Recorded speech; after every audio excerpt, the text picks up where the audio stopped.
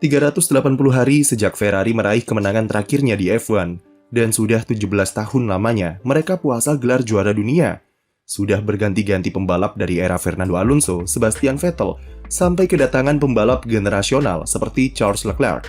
Namun situasi masih sama saja di Maranello, yang lemari gelarnya malah makin berdebu. 17 tahun merana, mentalitas Ferrari nampaknya masih serupa.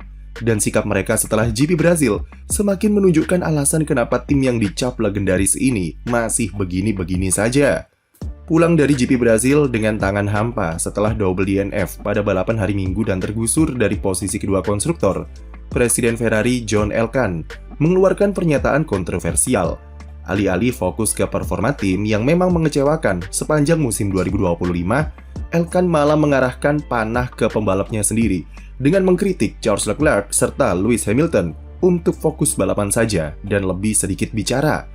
Menurut Elkann, Ferrari di F1 sudah menunjukkan perkembangan positif seperti bisa meraih juara pit stop tercepat, dan ia mengklaim kalau mobil mereka sudah lebih baik. Berkaca dari prestasi Ferrari di ajang WEC yang sukses raih gelar juara dunia di kelas hypercar, Elkann berkata kalau tim F1 mereka harus bersatu sebagai sebuah tim untuk bisa juara, dan hal itu bisa dimulai dari sikap pembalap. Sontak, pernyataan tersebut memancing reaksi di kalangan penggemar F1, terutama konteks pernyataan Elkann yang menyalahkan pembalap sendiri dan menuduh mereka terlalu egois karena terlalu banyak berkomentar soal performa mobil. Apalagi jika melihat kondisi di Brazil kemarin, Charles Leclerc bisa bawa Ferrari start dari 3 besar, dengan mobil yang secara teknis jauh dari kata kompetitif. Bahkan Leclerc adalah satu-satunya pembalap selain Lando Norris yang selalu start dari top 3 dalam 3 balapan terakhir. Dia sangat berpeluang kembali naik podium di Brazil andaikan tidak apes karena tersenggol Kimi Antonelli yang merupakan efek berantai dari senggolan pembalap Mercedes itu dengan Oscar Piastri.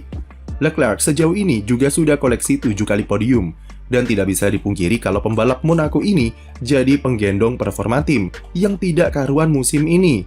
Sama halnya dengan Lewis Hamilton yang performanya relatif konsisten di tengah kesulitan di musim debutnya bersama Ferrari.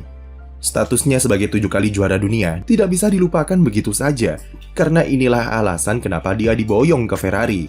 Tidak heran kalau Leclerc dan Hamilton kompak langsung membalas perkataan Elkann dengan postingan di sosial media yang seakan-akan menyindir sang presiden, terutama Hamilton yang tegaskan tidak akan menyerah dan mendukung timnya dengan kondisi apapun.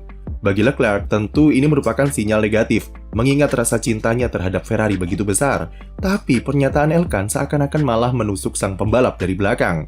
Ini bisa jadi awal yang membawa Leclerc makin dekat ke pintu keluar Ferrari, andaikan klausul exit-nya bisa diaktifkan jika tim tidak kompetitif pada regulasi baru nanti. Pernyataan John Elkann dengan posisinya sebagai presiden dan hierarki tertinggi dalam jajaran direksi Ferrari jelas jadi gambaran nyata soal kenapa tim ini mengalami 17 tahun puasa gelar. Memang masalah di Ferrari bisa dibilang kompleks dan butuh perombakan dari sisi dalam serta luar yang skalanya menyeluruh. Tapi semua itu bisa ditarik ke satu hal sederhana, tapi sudah dipastikan sangat sulit untuk diubah, yaitu mindset yang kolot. Ferrari secara sistem sebenarnya sudah alami banyak perubahan positif dari aspek mentalitas di bawah pimpinan Frederick Vasseur. Dia menanamkan mentalitas berani ambil resiko, berani mencoba hal baru, serta agresif dan tidak takut disalahkan.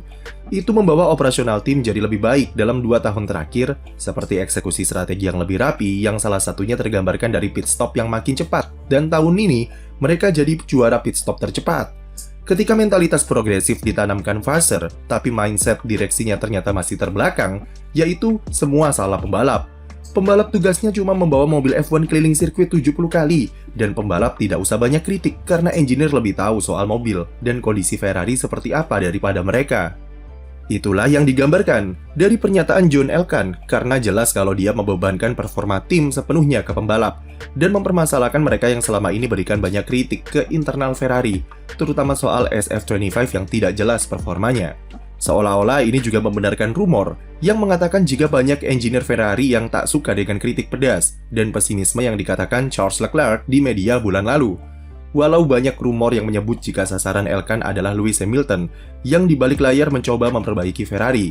Apa kabar yang mengatakan jika sejumlah figur senior Ferrari tidak terlalu senang dengan kritikan Hamilton sepanjang musim ini karena dia dianggap sebagai orang baru dari luar yang pindah dari Mercedes?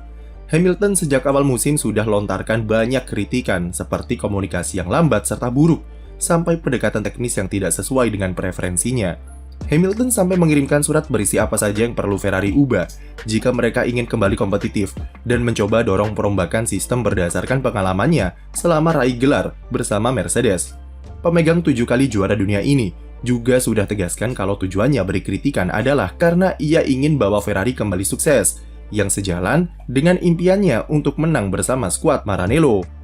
Tapi kritikan Hamilton tidak disambut baik oleh manajemen Ferrari yang kolot jika mereka lebih tahu kondisi tim daripada pembalap yang baru datang dari tim lain dan ngotot menolak perubahan sistem.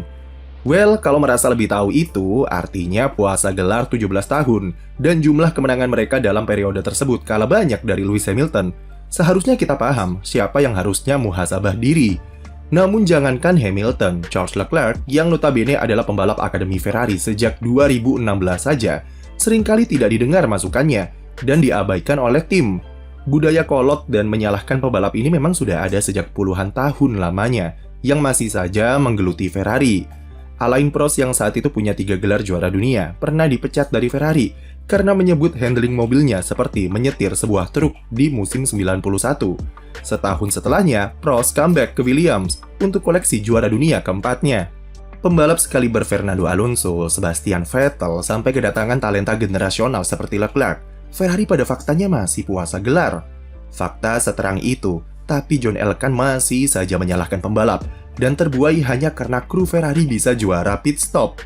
Apakah Ferrari mau Lewis Hamilton jadi korban selanjutnya? Dari betapa kolotnya direksi yang terlalu ikut campur urusan yang tidak mereka pahami, seperti pembalap-pembalap sebelumnya. Jika ingin sukses seperti dulu, maka Ferrari juga harus belajar dan berkaca dari masa lalu, karena mereka bisa jadi tim tersukses di F1, juga bukan tanpa alasan. Dari hal sederhana dulu saja, yaitu menurunkan ego untuk mendengarkan masukan pembalap dan menerapkannya demi kepentingan tim. Jika buat mobil kompetitif untuk juara dunia saja belum bisa, maka mendengarkan masukan pembalap adalah bare minimum jika tim ingin maju. Ferrari dipaksa mendengarkan omelan Niki Lauda yang menyebut handling mobilnya seperti babi dan menuruti masukannya untuk bisa kompetitif sampai langsung meraih gelar di musim pertamanya di Maranello. Ferrari juga tidak akan mendominasi F1 pada awal 2000-an jika mereka tidak merombak total manajemennya di bawah kepemimpinan Jean Todt pada pertengahan 90-an dan dengarkan kritikan Michael Schumacher serta bersabar dengan prosesnya. Atau mau contoh yang lebih dekat, ada Max Verstappen yang secara konsisten berikan masukan serta kritikan kepada Red Bull sejak masa-masa gelap mereka pada 2017 sampai akhirnya bisa raih gelar pada 2021 sampai sekarang. Bahkan ketika mendominasi, Max masih berikan kritik pedas ke tim saat operasionalnya buruk. Lando Norris juga sangat kritis dan berisik terhadap progres McLaren, terutama pada 2022 dan 2023, sampai akhirnya tim bisa buat mobil kompetitif untuk dapatkan gelar konstruktor dalam 2 tahun terakhir. Sementara Ferrari belum ada 1 tahun bekerja bersama Lewis Hamilton, sudah merasa egonya tersaingi karena tak terima dipaksa berubah oleh pembalap yang jumlah gelarnya lebih banyak dari total kemenangan Ferrari dalam 2 tahun terakhir. Komentar John Elkann hanya jadi pengalih perhatian dari masalah sebenarnya yang terjadi di dalam tim, yaitu inkompetensi dalam membuat mobil bagus, dan direksi yang selalu intervensi ketika mereka tidak tahu apa-apa soal apa yang terjadi di F1.